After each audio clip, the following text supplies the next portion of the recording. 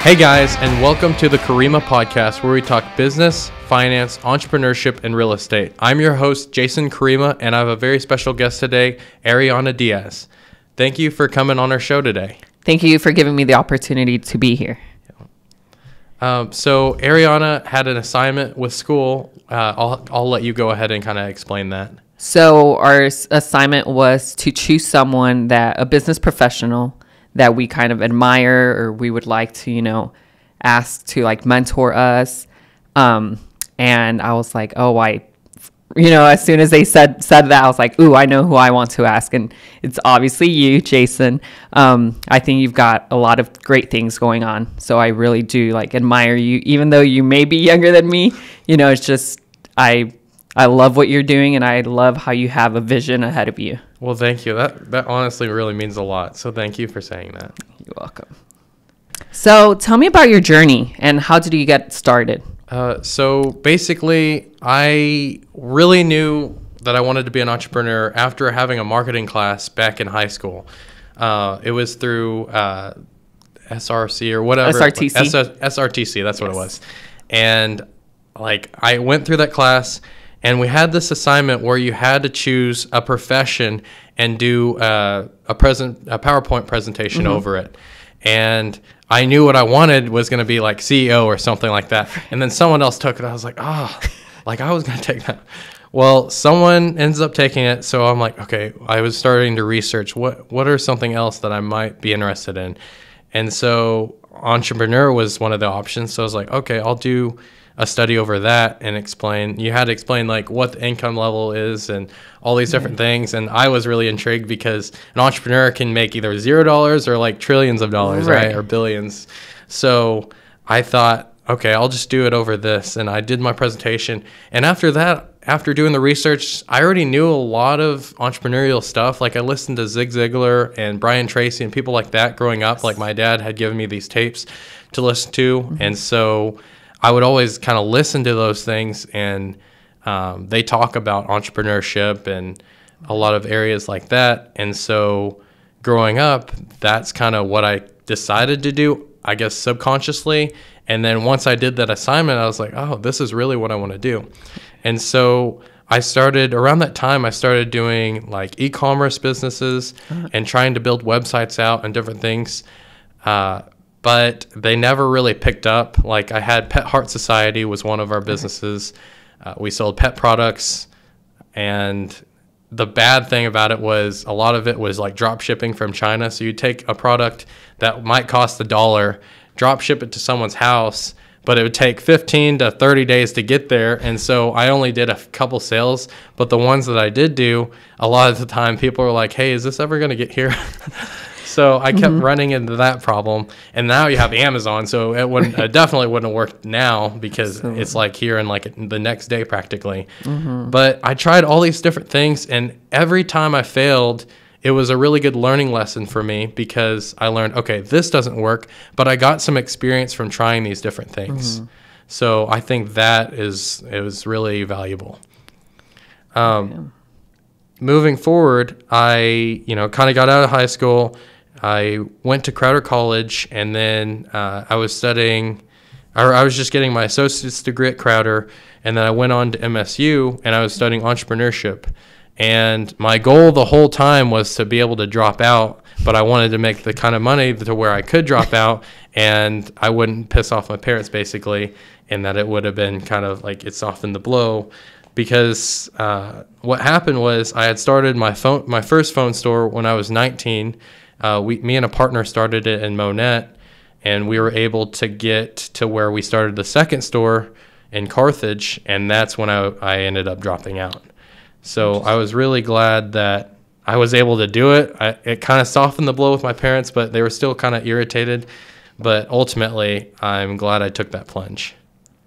Interesting. Okay. So what is one of the best lessons you've learned in life? Yeah. So one of the best lessons I've learned in life, I would say, is just go after whatever you're trying to accomplish. So if your goal is to, whatever it is. So say if your goal is to be a doctor, obviously you have to go to school to be a doctor and go forward with that. But if it's not like something to where you have to have education level of experience and all that stuff, and you can just go after it, like being a real estate investor. Like how I became a real estate investor was I knew what I wanted to do. I found a property, and me and my wife just bought it. Like we decided, okay, we really want to buy this property. Let's just figure out a way to make it happen. And then we always did, rather than being a person that has to have all their ducks in a row and know everything start to finish. Like if you can just start and take some action and apply that, then you'll be a lot further than a lot of people that'll sit there and try to plan and think of every possible thing that goes wrong and not take any action. Right. So I guess take action is what I would say. Okay. You're good at taking risks. Yeah. What legacy do you want to leave? So for me, I would say legacy-wise, I want to leave my kids to a position where they can handle any situation in life that gets thrown at them. I want to instill a lot of me and my wife talk about this a lot. We talk about work smarter, not harder, but I think you do need some hard work ethic in there. So there's times where me and my wife are like really busy working, and then there's times where it's a lot slower and a lot, we have kind of some dead time. So I want to instill that to my kids to where if they work hard for something, they can achieve it. And then I also I think we'll do pretty well in real estate, at least I'm hoping to.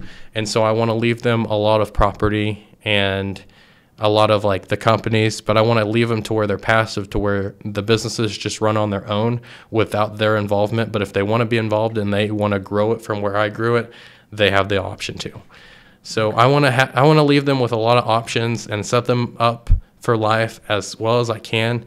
And I definitely want to instill those Christian values that we have into our kids. That way, there's a verse in the Bible that says, teach them I think it says, teach them in the way that they should grow, and they will not depart from it.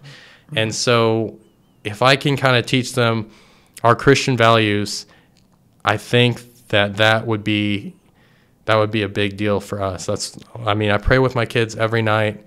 And so I just want to raise them the best that I can. And yes, I think you're doing a great job so far. Well, thank you. I appreciate it.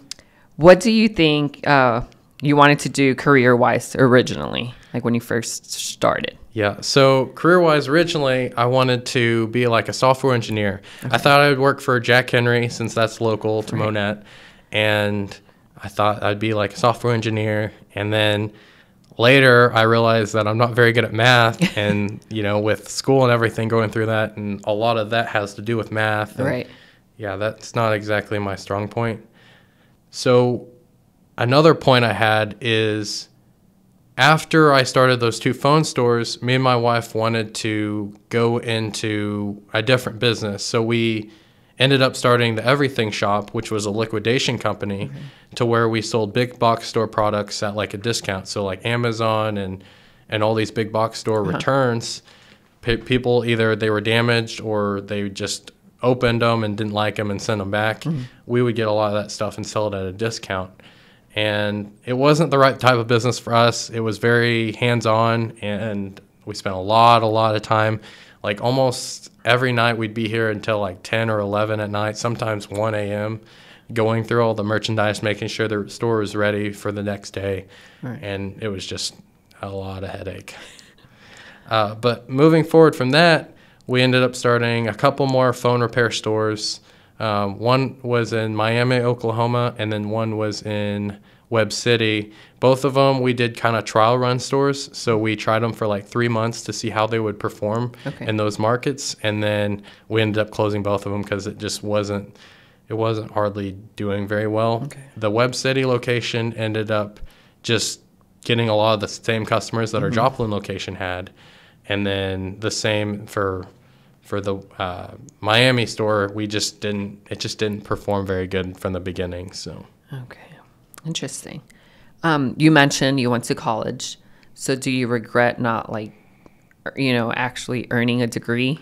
So I personally don't, and I'm really glad that I was able to drop out. I guess I never really thought about, like, had I pursued the degree, what that would have meant, or what that. Right. I guess the only thing that it would have meant is that I started something and finished it all the way through. Okay. And I think that's an important lesson, because a lot of people, they'll try something and they'll give up on it too soon. But for me, it's something that I didn't really care about. So having that piece of paper, it was just not really for me. Yeah, and I hear that a lot, like from other business professionals. They say, honestly, that paper could mean nothing. Yeah. And, you know, some people, it's just experience that they've built, you know, throughout the years. Mm-hmm. What is one or a few of your goals that you are currently trying to achieve? So one of our goals that we had this year, which it's getting close to the end of the year, so I think it'd be really hard to hit, but we were wanting to buy 50 apartments. Currently we own 9, and then I had like 3 or 4 deals that ended up adding up to 50 if we had bought them all. But some of them I think we'll still end up buying, but we're just haven't came to an agreement on the price, and we're still in negotiations on them. So it's possible that I could hit it, but it'd probably be next year, sometime in the next year, especially if we have a 60 to 90 day closing. Okay. So that's a little frustrating for me, because I was like very set on hitting that goal, but you know. What is your favorite business book? I would say for me, it's Rich Dad, Poor Dad. It's by Robert Kiyosaki, and it's one of the most influential books on for me and Haley. It goes through so many different things on business and entrepreneurship, but it says it in such a simple story type of explanation to where you really understand it, even if you have very little knowledge about entrepreneurship. It really teaches you, and it really starts making you think outside the box and feel like everything you were taught is kind of a lie, because it talks about how business, or just because you have a degree doesn't mean a whole lot if you don't, you know, if you're wanting to be an entrepreneur, it really kind of goes back to how having a degree doesn't really help you there. Right. And then it teaches you stuff like the rich don't work for money. A lot of people think you have to work really hard for money, but if you're working for money, you can only make so much money because there's so many hours in a day, right? But if you have your money working for you, then you can make unlimited money, because you just keep multiplying those streams of income and grow from there. And it talks a lot about real estate, and that's what I'm really passionate about. So. Okay. So how can people connect with you? So I'm on Facebook. We have the podcast, obviously.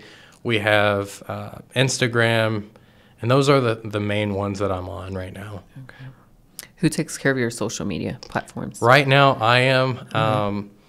I probably need to get to where I'm hiring some of that out. I'd like to kind of grow my social medias a little bit better, and I probably need to hire like a consultant or someone to kind of help facilitate that. Mm-hmm. Yeah. Honestly, I thought it was Haley doing all of it. Yeah. Well, okay. Yeah. I mean, she does most of it. Like, she helps me with pretty much every post. Yeah. So she makes it look good, like with the emojis and all that. But, yeah. Another question. What does believe in yourself mean to you? So to me, believe in yourself, I use it in a lot of my posts. Okay. I am very passionate about that, because I feel like a lot of people don't believe in themselves as well as they should. And I think that a lot of people have way more potential than they actually like perform at.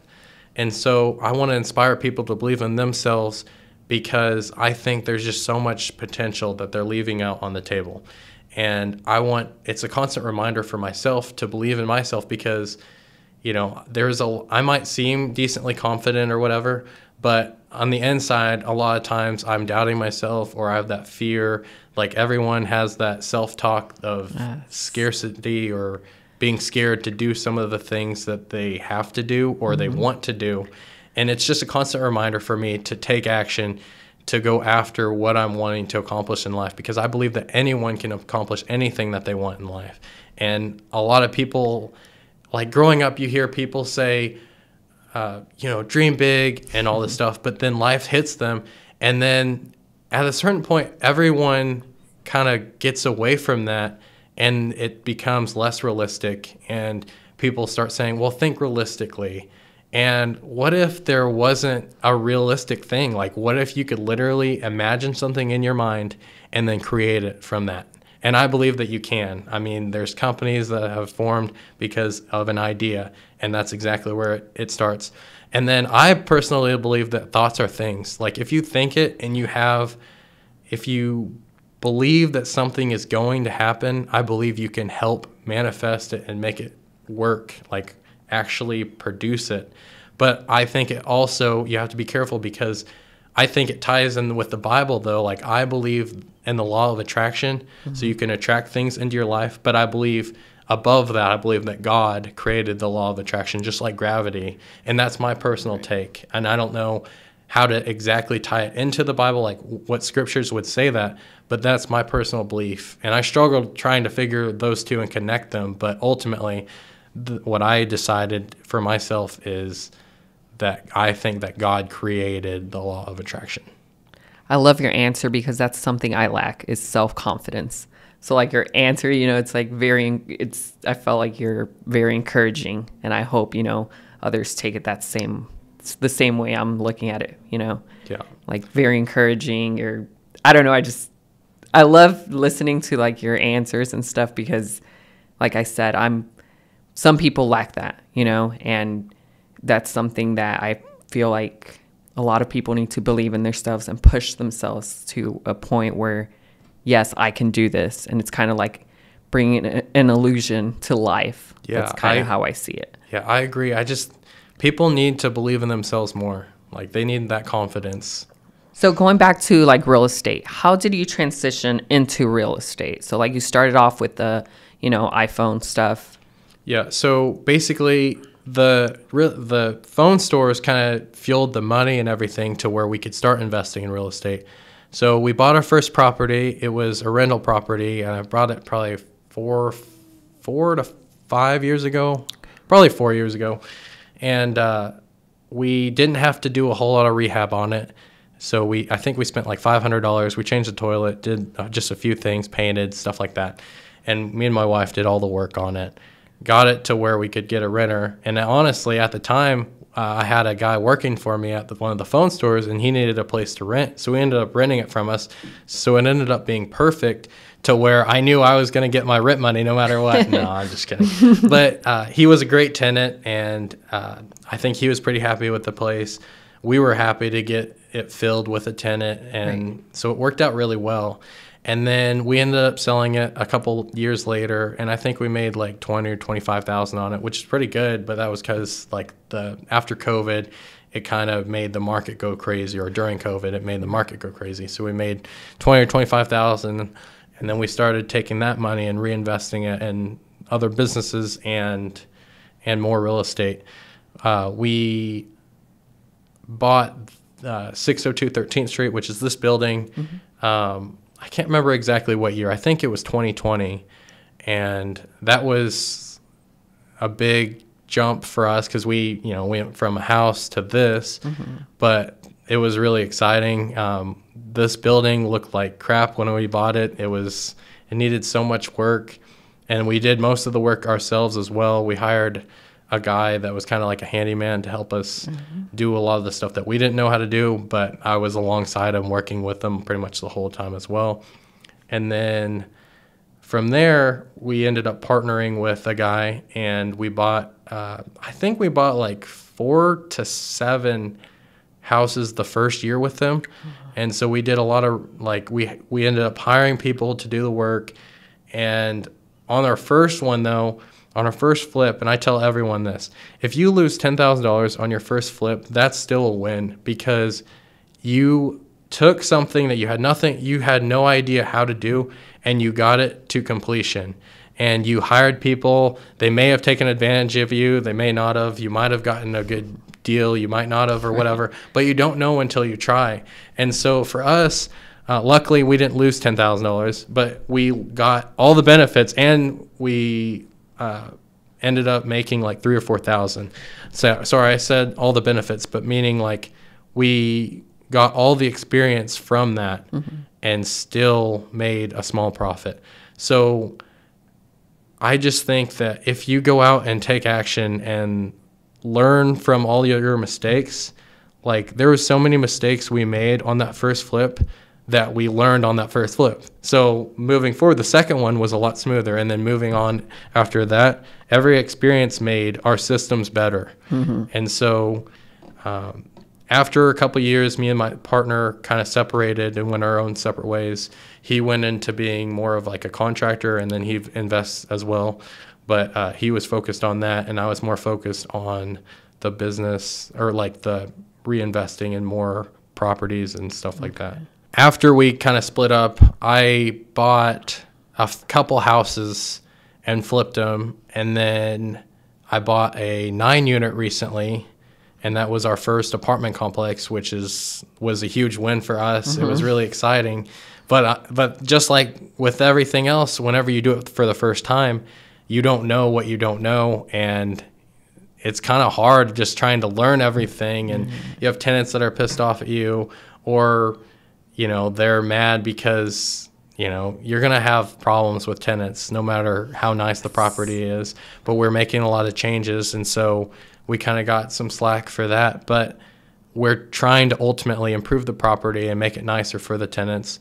And so I think ultimately, once we stabilize it, I think people will be pretty happy with how it looks and everything. That's really kind of the direction that we're headed, though, is buying more apartments and growing that. And then we have the other stream of it from doing the flips. So we have multiple income streams from all these different investments we've made. Okay.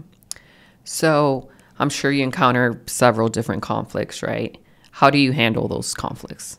So I would say a lot of times when there's a problem, if it's a big problem, I'll usually pray about it. If it's something that just like you have to make a quick decision on what you need to figure out and do, me and my wife will usually talk about it and then make the decision and then move on. But if it's a bigger decision where you have a lot of time or something major happens, I just really rely on God to help take care of it for us or give us guidance.